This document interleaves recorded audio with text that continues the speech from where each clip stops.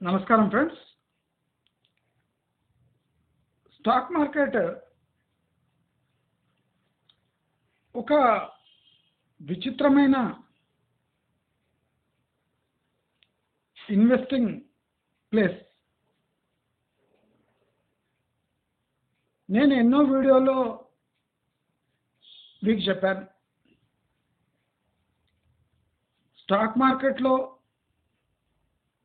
Enter అయి exist అయి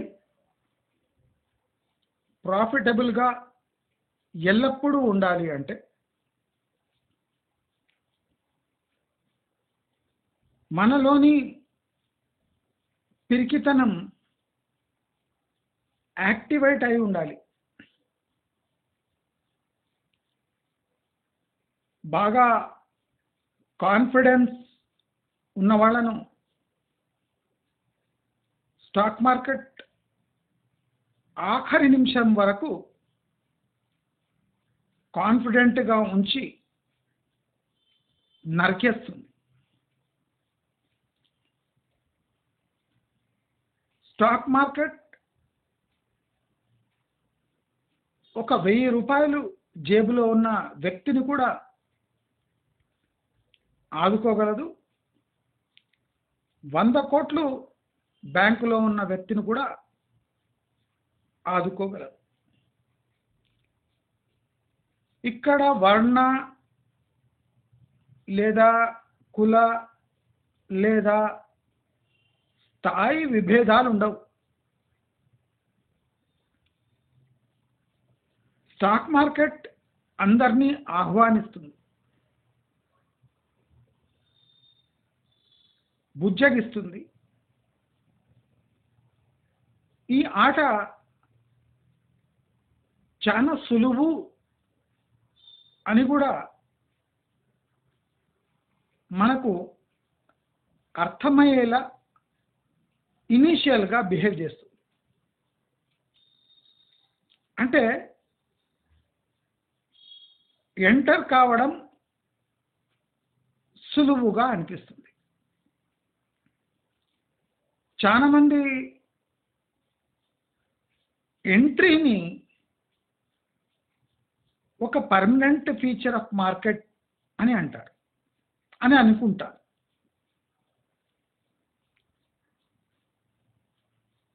ఇది చాలా ప్రమాదకరమైన అవగాహన. ప్రతి మనిషి తన స్టాక్ మార్కెట్ ఇన్వెస్టింగ్ టైంలో అనుభవంలోకి తెచ్చుకుంటారు. స్టాక్ మార్కెట్ ఎంత బుజ్జగిస్తుందో అంతే నిర్దాక్షిణ్యంగా గెంటేస్తుంది.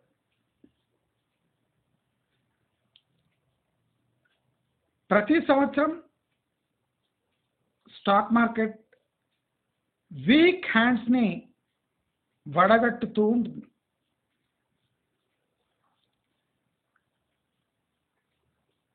అత్యాశ, అహంకారము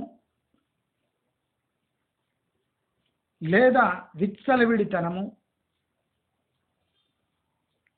ఈ క్వాలిటీస్ స్టాక్ మార్కెట్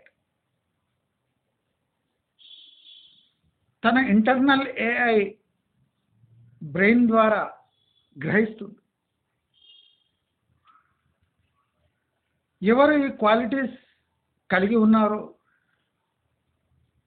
వాళ్ళని ఫిల్టర్ చేసి పడేస్తుంది.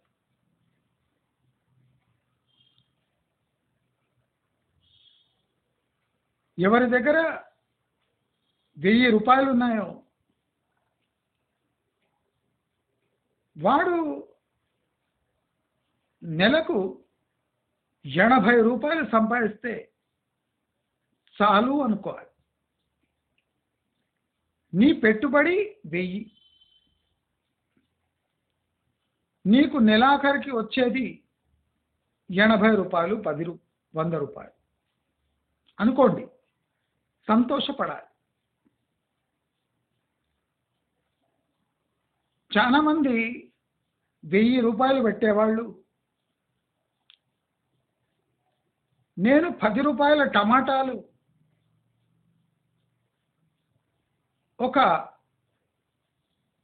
100 కేజీలు అంటే క్వింటాలు కొని సాయంత్రానికి అమ్మితే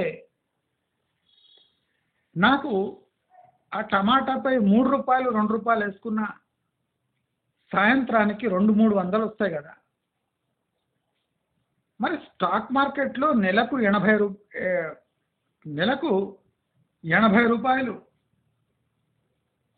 అంటే ఇది ఏం పెద్ద ఇన్వెస్ట్మెంట్, పెద్ద రిటర్న్స్.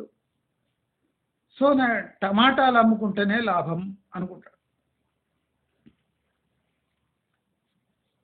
అదే 100 కోట్లు ఉన్నవాళ్ళు లేదా ₹1,00,00,000 ఉన్నవాడు ₹1,00,00,000 పెట్టి బిజినెస్ చేసి దాంట్లో స్టాక్ పెట్టి దానిపై వడ్డీ లెక్కేసుకొని దానిపై సేల్స్ జనరేట్ చేసి అంతమంది ఎంప్లాయీస్ని పెట్టుకొని చేస్తే స్టాక్ మార్కెట్లో వచ్చే లాభాలు కూడా నాకు ఈ బిజినెస్లో రావు అని పెద్ద మొత్తం ఇన్వెస్ట్ చేసేవాడు అలా ఆలోచిస్తాడు. ఇక ఈ మధ్యలో ఉన్నవాడు అంటే 1,00,000, 2,00,000, 3,00,000, 50,000, 20,000 ఇలా పెట్టేవాళ్ళు అసలు అటు బిజినెస్ చేయలేరు అంటే టమాటాలు అమ్మలేరు, ఇటు కోటీశ్వరులాగా పెద్ద బెట్స్ తీసుకోలేరు, లాంగ్ టర్మ్గా థింక్ చేయలేరు. వాళ్లకు తక్కువ అమౌంట్తో రిస్క్ ఉన్న ఎక్కువ లాభం రావాలి. ఈ తక్కువ అమౌంట్తో రిస్క్ ఉన్న ఎక్కువ లాభం రావాలి అంటే ఎట్లా? నీ దగ్గర ఉంది ఒక 30,000, 40,000 తక్కువ అమౌంట్తో రిస్క్ తీసుకున్నా. రిస్క్ అంటే ఏమి? రిస్క్ అంటే తాను గ్రహించిన ఒక లాజిక్ని సమర్థవంతంగా అమలు చేసి దానిపై రాబడి పొందడం. దాన్ని తెలుగులో ఎట్లా అంటారు? తాను గ్రహించిన ఒక లాజిక్ని అక్కడ ఇంప్లిమెంట్ చేసి దానితో రాబడి పొందడం, దాన్ని రిస్క్ అనుకుంటాడు. అంటే తాను గ్రహించిన ఒక లాజిక్ని రిస్క్ అనుకుంటాడు. మరి అది ఆ లాజిక్ కరెక్టే కాకపోతే ఆ రిస్క్ 10 పెరిగిపోతుంది. స్టాక్ మార్కెట్లో హిస్టరీ అనేది ఒక చాలా ముఖ్యమైన పాత్ర పోషిస్తుంది. స్టాక్ మార్కెట్లో హిస్టరీ నమ్ముకున్నవాడు బాగుపడిన సందర్భాలు ఉన్నాయి. స్టాక్ మార్కెట్లో హిస్టరీని నమ్ముకున్నవాడు పాతాళ లోకానికి పోయిన వేలాది లక్షలాది సందర్భాలు ఉన్నాయి. హిస్టరీ లేదా గ్రాఫ్ ఇవన్నీ మనను ఒక 2-3 స్టెప్స్ వరకు ఆదుకోగలవు.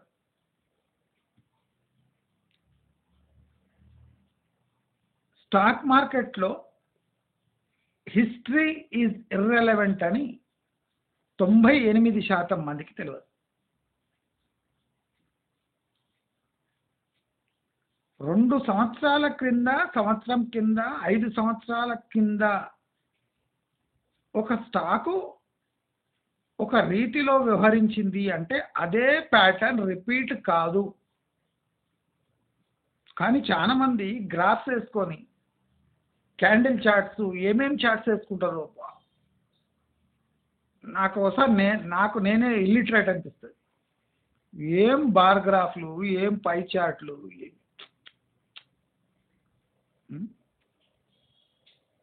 అసలు ఆ గ్రాఫ్స్ చూస్తూనే భయం అవుతుంది. ఏమేం గ్రాఫ్లు వేసుకుంటారు అంటే గ్రాఫ్ అంటే హిస్టరీ. డే గ్రాఫ్ ఉంటుంది, weekly graph, monthly graph, chart, yearly chart, 5 year chart, 10 year chart, life chart. ఒక కంపెనీ 10 ఏండ్లుగా ఎదుగుతుంది అంటే దాని turnover, profitability, growth, P ratio, cash flows, acquisitions, మార్కెట్లో దాని పట్టు, మార్కెట్లో దాని ఆ గూడ్స్ యొక్క పర్సంటేజ్, మార్కెట్ ఎంత క్యాప్చర్ చేసింది, అది పెరుగుతూ తరుగుతూ ఉంటాయి. ప్రతి ఒక్క స్టాకు పిఈ రేషియోపై మూమెంట్ ఉండదు. ప్రతి ఒక్క స్టాక్ బ్రాండ్ బాగున్నా ఆ బ్రాండ్ వాల్యూపై మూమెంట్ ఉండదు. ప్రతి ఒక్క స్టాక్ తన డివిడెండ్ పై, ఆ డివిడెండ్కి ఆ గ్రాఫ్కు సంబంధం ఉండదు. టెక్నికాలిటీస్ ఎప్పుడు అమలు చేయొచ్చు, ఎప్పుడు నమ్మొచ్చు అంటే ఒక స్టాక్ కొన్ని ఏండ్లుగా ఒక స్టేబుల్ పర్ఫార్మెన్స్ ఇచ్చి, అంటే అడ్వాన్స్లో తన ప్రాఫిట్స్ డిక్లేర్ చేసి, ఇప్పుడు కొన్ని సాఫ్ట్వేర్ ఉన్నాయి ఫ్యూచర్ గురించి చెప్తారు, నెక్స్ట్ 6 months ఎలా ఉండబోతుంది, ఆ అంచనా మీద మనము కొన్ని ప్రయోగాలు చేయొచ్చు. స్టాక్ మార్కెట్లో నా ప్రకారం 90% స్టాక్స్ ఏ లాజిక్ లేకుండా మూవ్ అవుతాయి. ఒకటే లాజిక్ ఉంటుంది, ప్రైజ్ని ఎవరు ఎంతమంది ఇన్వాల్వ్ అయి నడిపిస్తున్నారు అని. ప్రైజ్ని ఎంతమంది ఇన్వాల్వ్ అయి ఎవరు ఎట్లా నడిపిస్తున్నారు. మీరు చూడొచ్చు, మార్కెట్ పడుతున్న కొన్ని స్టాక్స్ రివర్స్ అవుతుంటాయి వితౌట్ లాజిక్. సెక్టర్లో 2 స్టాక్స్ రివర్స్ అవుతుంటాయి, సెక్టర్ మొత్తం పడుతుంటే 2 స్టాక్స్ రివర్స్ అవుతుంటాయి. ప్రాఫిటబిలిటీ ఆ సెక్టర్లో ఎంత ఉందో అంతే ఉంటుంది, పెద్ద చేంజెస్ ఏముండవు, కొత్త అనౌన్స్మెంట్స్ ఏముండవు, కానీ రివర్స్ అవుతుంటాయి. ఎందుకైతే దీనికి ఏమైనా టెక్నికల్ ఆస్పెక్ట్స్ ఉన్నాయా? ఏం లేవు. నిర్దాక్షిణ్యంగా షార్ట్ కవరింగ్ అయ్యేటట్టు చూస్తారు, నిర్దాక్షిణ్యంగా షార్ట్ కొట్టి 1 వీక్ వరకు 2 వీక్స్ వరకు ఒక స్టాక్ని లేవకుండా చూస్తారు. ఇవన్నీ టెక్నికల్ చార్ట్స్తో తెలియవు.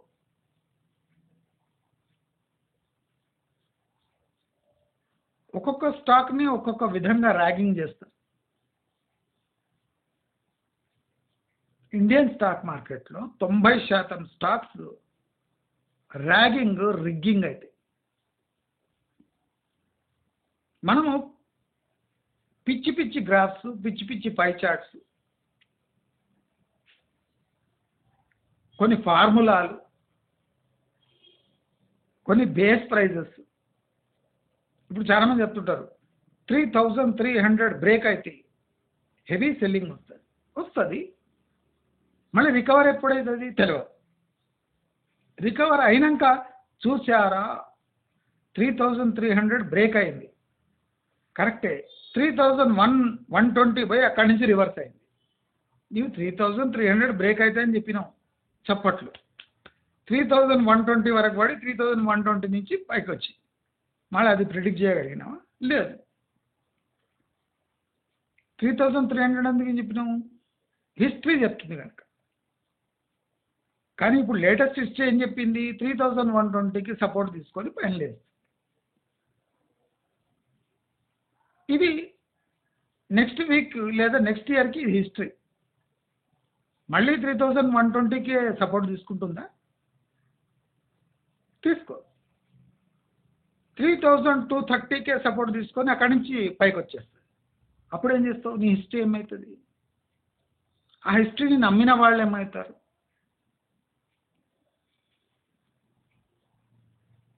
ఇండియన్ స్టాక్ మార్కెట్ ఈ కరోనా టైంలో భయంకరంగా ఒక జీవన భృతి అనుకొని వచ్చేసారు అందరు.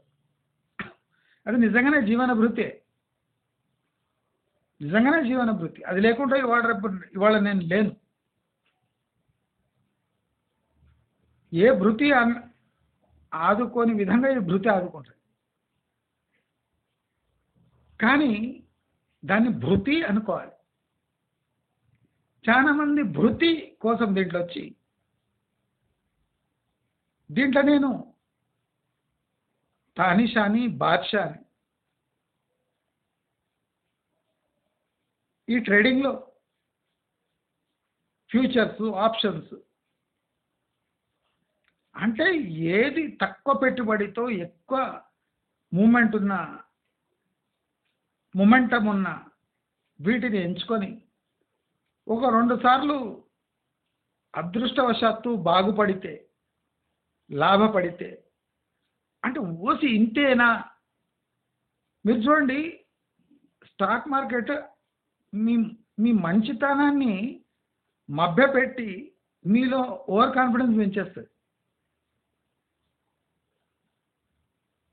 ప్రస్తుత తరుణంలో నేను ఇంప్లిమెంట్ చేసే స్ట్రాటజీ స్ప్రెడ్ అవుట్. నేను ఏం చేస్తున్నా తెలుసా? 3 to 5% పైన కింద పెట్టి కూర్చుంటున్నా. జనరల్లీ మేము ఏం చేస్తామంటే 1.5 to 4%, 5% పెడతాం డైలీ బేసిస్. ఇప్పుడు ఒక 5%, 10%, కొన్ని స్టాక్స్ అయితే 15% పెట్టేస్తారు. పెట్టి కూర్చుంటారు. పెట్టి కూర్చోవడం ఏంటి? గ్రాఫ్ లైజ్ చూసుకోవచ్చు కదా. మాకు ఇన్నేళ్ల అనుభవం ఏం చెప్తుందంటే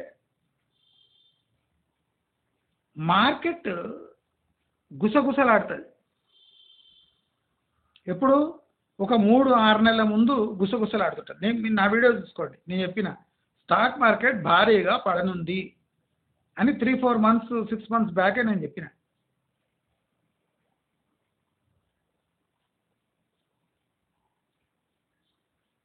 రియల్ ఎస్టేట్ నమ్మిన వాళ్ళు కూడా ఇది నమ్ముతలేరు నేను చెప్పి. అంటే ఇప్పుడు స్టాక్ మార్కెట్ అంటే ప్రతి ఒక్కడు ఎక్స్పర్టే, నేను తప్ప. ఇట్లా చేయాలి, ఇట్లా పడుతుంది, ఇది ఇట్లా, ఇక్కడ షార్ట్ కొట్టాలి, అక్కడ లాంగ్ కొట్టాలి, గోల్డ్ సిల్వర్ మొత్తం ఎక్స్పర్ట్లే, నేను తప్ప. అట్లా అనాలి. లేకపోతే ఒక్కొక్కడు లేచి వస్తాడు.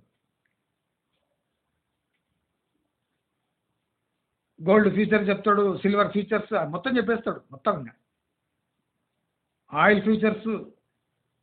భయమైతే ఒకసారి జనాల కాన్ఫిడెన్స్ చూస్తే. స్టాక్ మార్కెట్ రిలేటెడ్ ఏదైనా వీడియో వేసినా అంటే ఒక్కొక్కడు గుండెలు ఇప్పుకొని వస్తాడు. ఆ సన్నాసులకు తెలియదు నేను ఎంత టైం నుంచి స్టాక్ మార్కెట్లో ఉన్నాయి. నేను నవ్వు ఊరుకుంటా.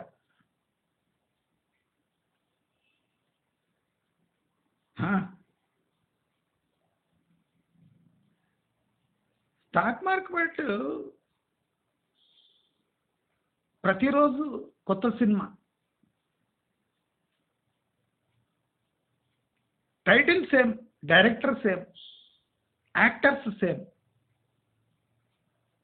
స్టోరీ మాత్రం ప్రతిరోజు మారుతూ ఉంటుంది. స్టాక్ మార్కెట్లో బతికి బట్టగట్టాలి అంటే నేను ఇప్పుడు చెప్పిన ఎగ్జాంపుల్ని కేర్ఫుల్లీ బ్రెయిన్ ఎక్కించుకోండి. Same cinema, title same, director same, actors same, story ప్రతిరోజు మారుతుంది. Theatre same. Theatre is BSc NSc. Same title cinema, hero same, heroine same, actors same, story ప్రతిరోజు మారుతుంది. చాలా మంది ఈ సూక్ష్మం తెలియకుండా రోజు ఒకటే స్టోరీ అనుకొని డైలీ పోయి బాల్కనీ టికెట్లు తీసుకొని కూర్చుంటారు.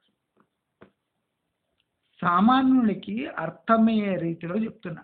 స్టాక్ మార్కెట్ అంటే అర్థం కాని వాళ్ళు రివ్యూస్ చూసి రోజు సేమ్ సినిమానే 2 గ్రాఫ్లు 2 పై చార్ట్లు వేసుకొని 2 బార్ గ్రాఫ్లు వేసుకొని కూర్చుంటే 2-3 టిప్స్ బయట వస్తే పైసలు ఇస్తే టిప్స్ ఇస్తాడు, అది తీసుకొని కూర్చుంటే అయిపోతుంది అన్న వాళ్ళే కొన్ని రోజుల్లో 80% వాషౌట్ అయిపోతారు. ప్రతి 2-3 ఇయర్స్కి స్టాక్ మార్కెట్ ఫిల్టర్ చేసి పడేస్తుంటుంది జనాలు. మళ్ళీ రిటర్న్ వచ్చే స్టేజ్కి కూడా ఉంచదు, అంత నిర్దాక్షిణ్యంగా నరికేస్తుంది.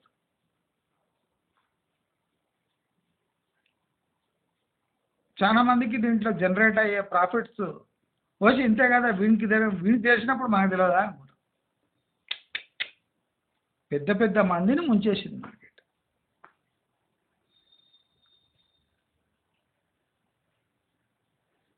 ఒక స్టాక్ హెచ్చరిస్తుంటుంది, ఒరే నీవు ఆట ఆడే స్టాకు నేను కాదురా అని చెప్తుంటుంది. మనం వినం, మనం తురుంఖాన్లం కదా. వాడు చెప్పేస్తుంది, నాతో కూడా అవుతుంది. నేను ఒక 30 స్టాక్లు ఎంచుకుంటే ఓ 2-3 స్టాక్లు చెప్పేస్తాను, ఒరే నీకు చేత కాదురా బయటికి వెళ్ళిపోవాలి. 1500-2000 లాస్ట్లో బయటికి వెళ్ళిపోతాం. ఇక దాని చాప్టర్ క్లోజ్. ఎందుకంటే ఆ స్టాక్ని అబ్జర్వ్ చేస్తే మూమెంట్ అర్థమైన టైమింగ్ మనం క్యాచ్ చేయలేం. ఎప్పుడు టైమింగ్ మిస్ అవుతామో, స్టాక్ మార్కెట్ కానివ్వండి, స్టాక్స్ కానివ్వండి, ఎప్పుడు టైం ఒక్కసారి ఆ క్రిటికల్ టైం ఒక్కసారి మిస్టేక్ పడింది అంటే అది సెవరల్ మిస్టెప్స్ చేయించి కాన్ఫిడెన్స్ పెంచి కాన్ఫిడెన్స్ తుంచి మార్కెట్ నీ కాన్ఫిడెన్స్ కొడుతుంది అని గ్రహించి నీవే తప్పుకోవాలి. ఓవర్ కాన్ఫిడెంట్గా ఉంటే మార్కెట్ దెబ్బతీస్తుంది అని గ్రహించి నీవే తప్పుకోవాలి, నీవే తల వంచాలి. చాలామంది స్టాక్ మార్కెట్లో ఎంటర్ అయ్యి కొన్ని 6 నెలలకు, సంవత్సరం, 2 సంవత్సరాలకు మనం చెప్పినట్టు అవుతుంది భయ్ మార్కెట్. నాకు తెలుసు, మొత్తం తెలుసు.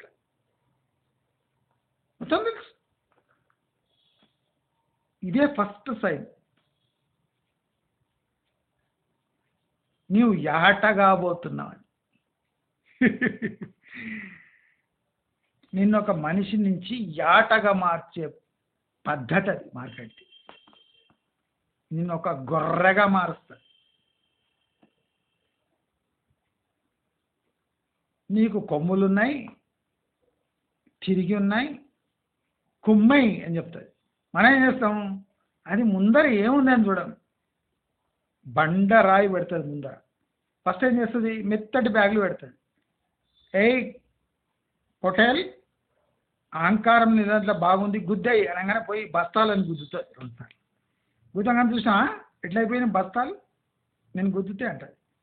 నెక్స్ట్ టైం కళ్ళు మూసుకొని అదే ఫోర్స్తో పోగానే అక్కడ ఒక బండరాయి పెట్టింటుంది. గుద్దుతుంది, నెట్టి బ్రేక్ అవుతుంది, అవుట్. ఈ ఎగ్జాంపుల్స్ నేను స్టాక్ మార్కెట్ గురించి ఇస్తాను. ఇప్పుడు పడ్డ మార్కెట్లో 60% మంది తిరిగి రారు. ఇంకో 10% పెడితే 80% మంది తిరిగి రారు. చాలా పాత మంది తిరిగి రారు, కొంతమంది కొన్నేళ్ల క్రితం వచ్చిన వాళ్ళు తిరిగి రారు, ఫ్రెష్గా డిమాండ్ స్టార్ట్ చేసి మీసాలు మెనేసిన వాళ్ళు తిరిగి రారు. మరి ఎవరు మిగిలిపోతున్నారు 20%? అంటే అణిగి